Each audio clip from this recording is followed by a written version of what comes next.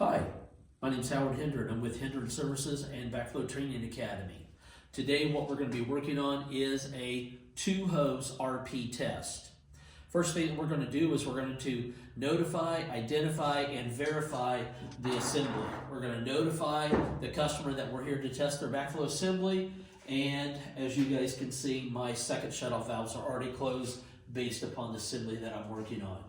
First thing that we're going to do is we're going to start with test cock number 4. We're going to bleed through. Same thing with 3. Same thing with 2. And as well with number 1 to verify that we have water. We're going to keep test cock number 2 open as we close test cock 4. High hose is going to go to test cock number 2. That way, as we are working with our assembly, it doesn't pound our gauge. Okay, so I've got 15 psi. My next step is we are going to do a high side bleed to ensure that we've gotten all the air out of the assembly, our hose, and our gauge. Once we've gotten that to that point, we're going to go ahead and isolate. Our next step is we're going to bring our low hose up to test cock number 3. Once we've got it on test cock number 3, we're going to go ahead and open, and it will automatically drop down to our first check. It's at 9.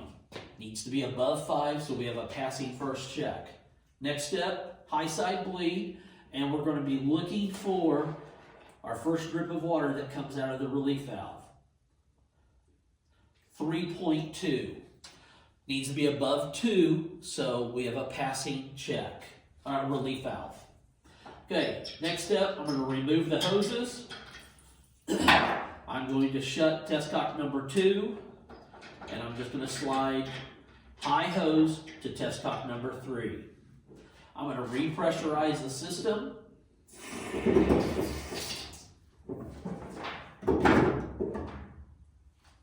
I'm at 15 psi, high side bleed once again.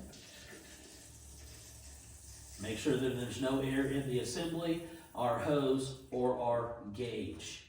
Once I've got to that point, I'm going to go ahead and isolate it by shutting shutoff valve number 1. I'm going to bring low hose up to test cock number 4.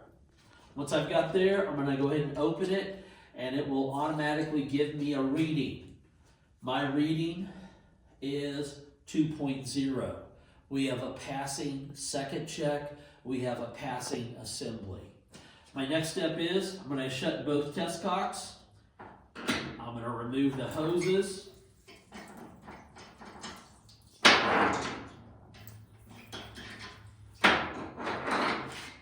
And I'm going to place the RP back in service.